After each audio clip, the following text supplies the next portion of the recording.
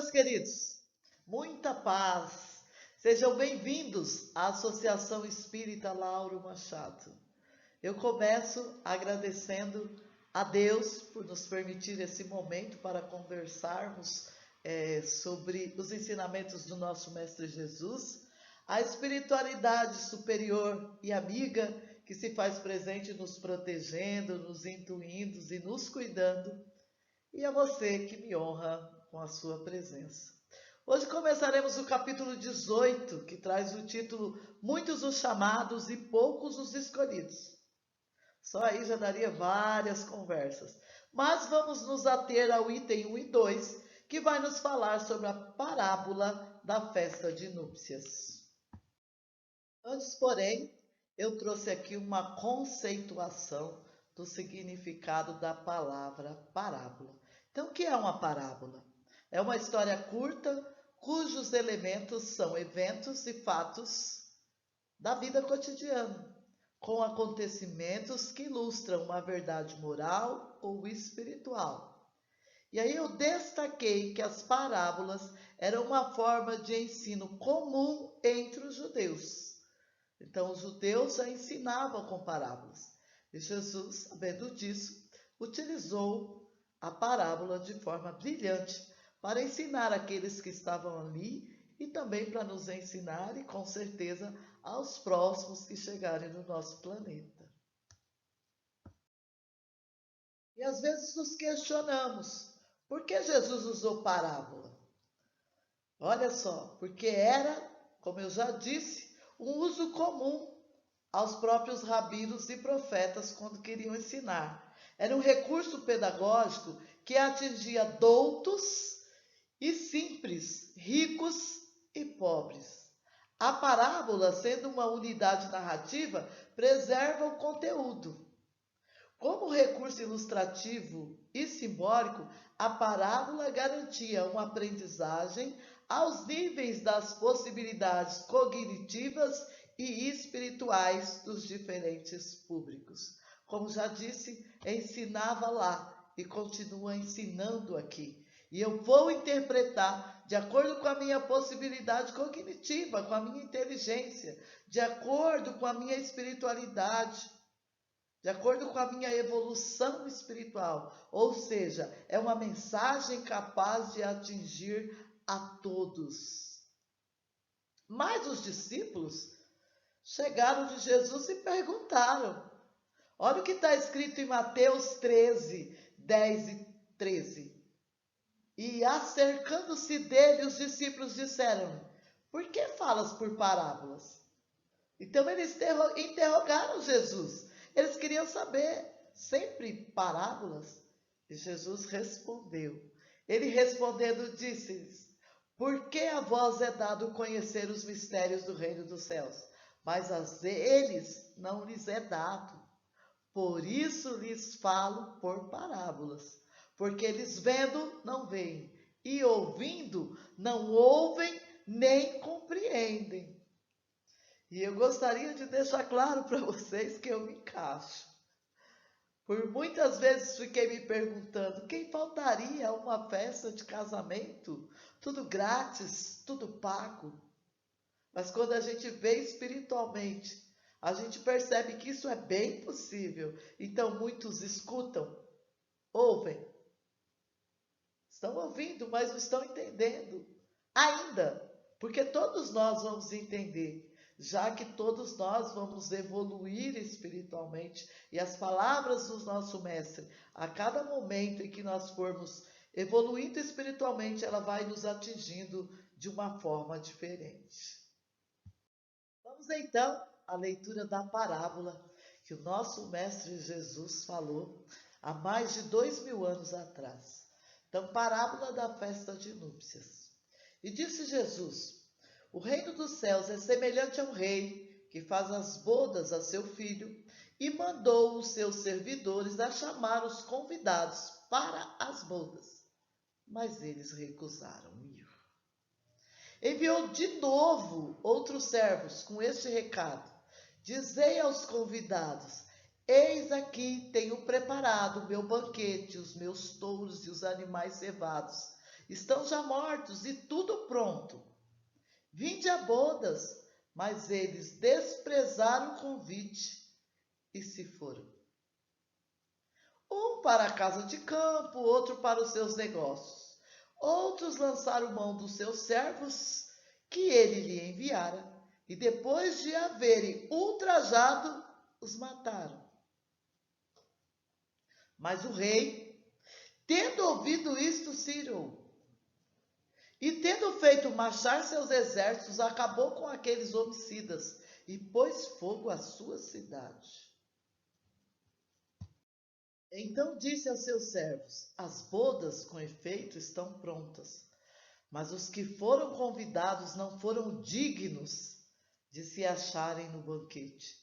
E depois, à saída das ruas, e a quantos achardes, convidai-os para as bodas. E tendo saído os seus servos pelas ruas, congregaram todos os que se acharam, maus e bons. E ficou cheia de convidados a sala de banquete das bodas.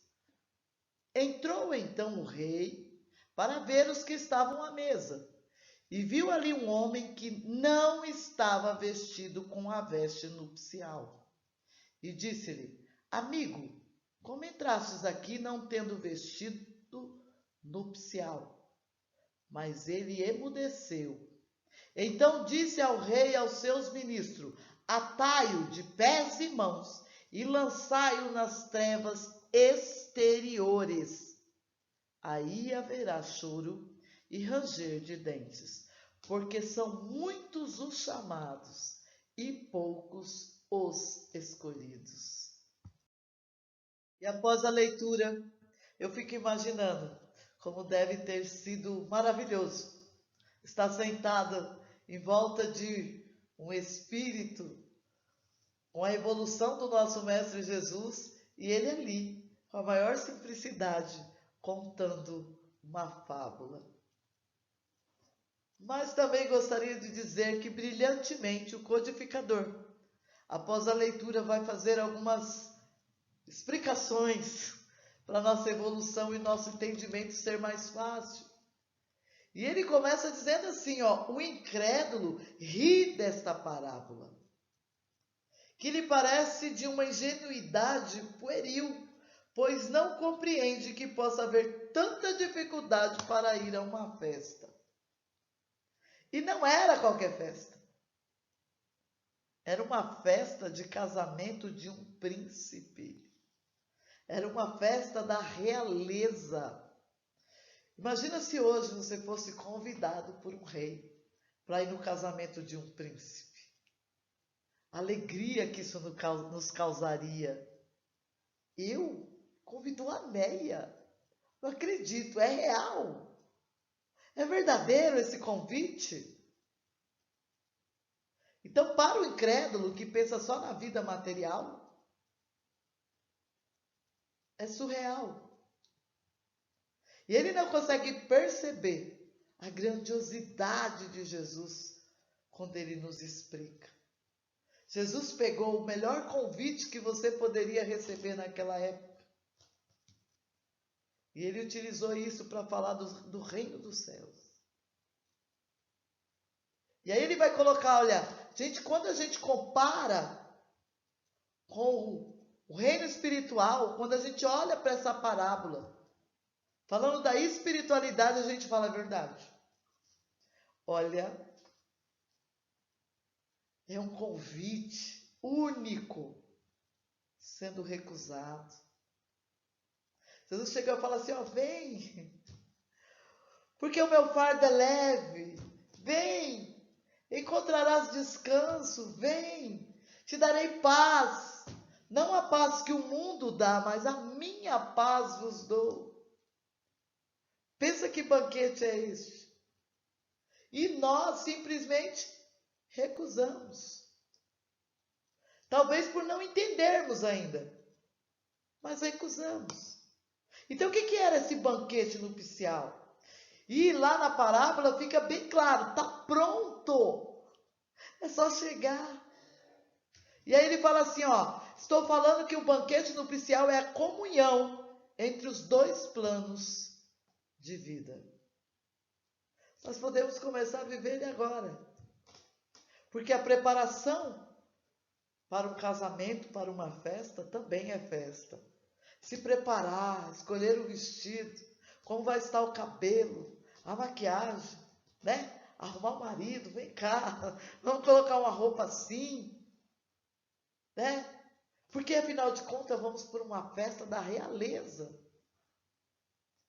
Não é com qualquer roupa. E podemos começar a viver agora, nessa comunhão. Tem momentos na nossa vida que conseguimos essa comunhão entre a vida material e a vida espiritual. E como saímos desse momento? Revigorado, firmes, fortes, pronto, resistente. É assim que saímos. Então esse é o banquete que ele está nos convidando. E o reino do céu nada mais é a vida celestial. Mas não é só ir para o reino do céu, é chegar lá e participar de uma festa. É disso que ele está falando. E os servos que foram convidados? O que aconteceu com esses servos? Quem são eles? De quem Jesus estava falando? Estava falando dos profetas, dos médiuns, dos apóstolos, dos missionários, desses que levam a boa nova. E mesmo assim continua acontecendo a mesma coisa, são ultrajados. De novo essa história. Ai, não aguento mais ouvir isso. De novo são ultrajados. Mas os primeiros, eles foram até mortos. É disso que ele está falando. E o jantar, e as iguarias? Os ensinos espirituais que fortalecem o espírito.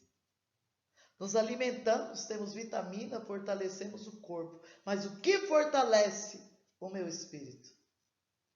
Os ensinamentos espirituais que nos fortalecem. Nosso espírito fica fortalecido quando eu aprendo que eu nunca estou só. Quando eu aprendo que Jesus disse, nunca, jamais te deixarei só. Quando eu aprendo que neste momento a espiritualidade está aqui comigo e com você.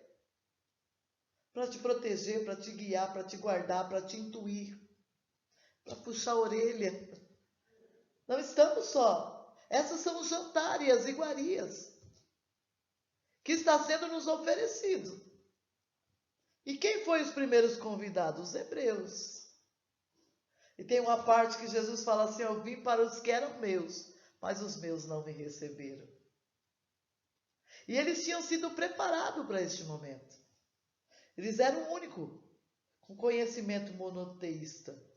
Eles eram o único que acreditava que existia apenas um Deus. Eles foram preparados, eles estavam prontos. Mas eles esperaram materialmente.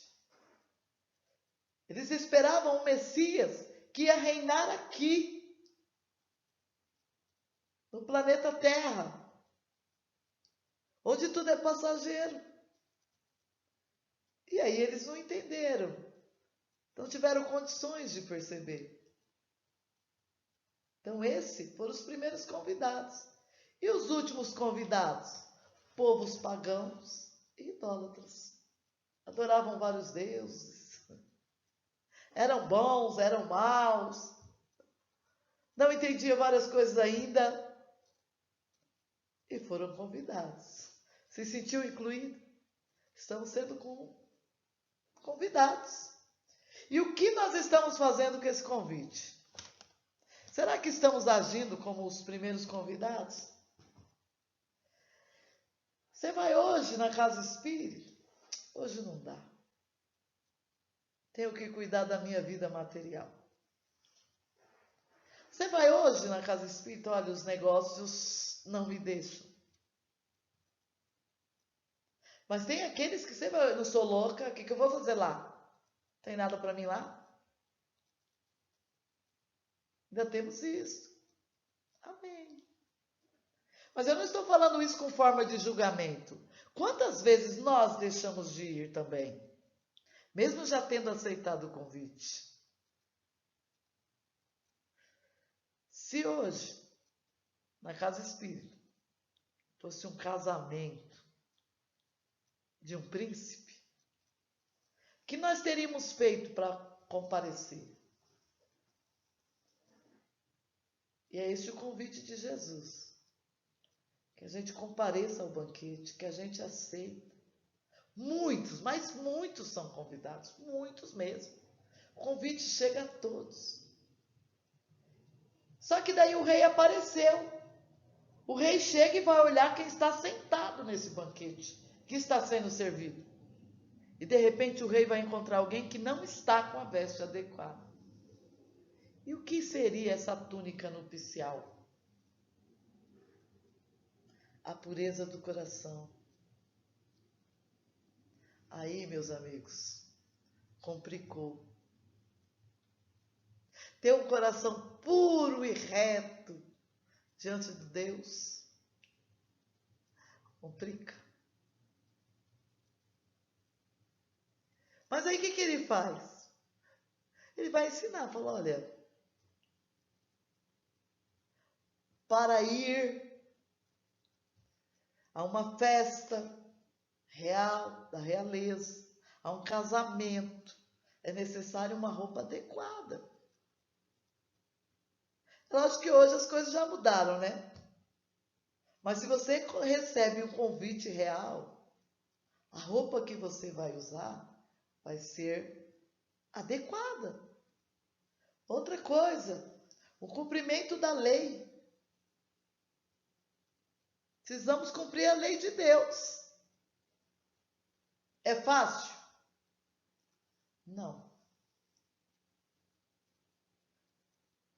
Mas o verdadeiro espírita é aquele que se esforça.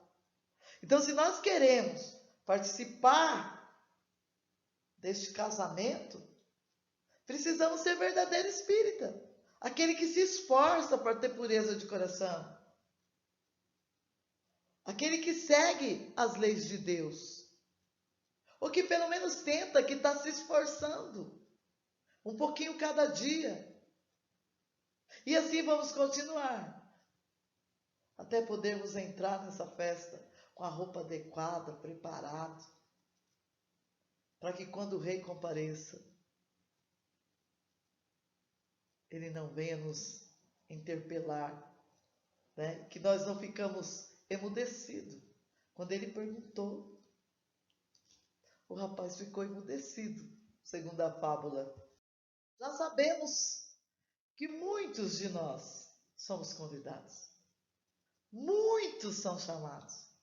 Mas olha o que o codificador vai dizer, não basta ser convidado. Não é só ser convidado.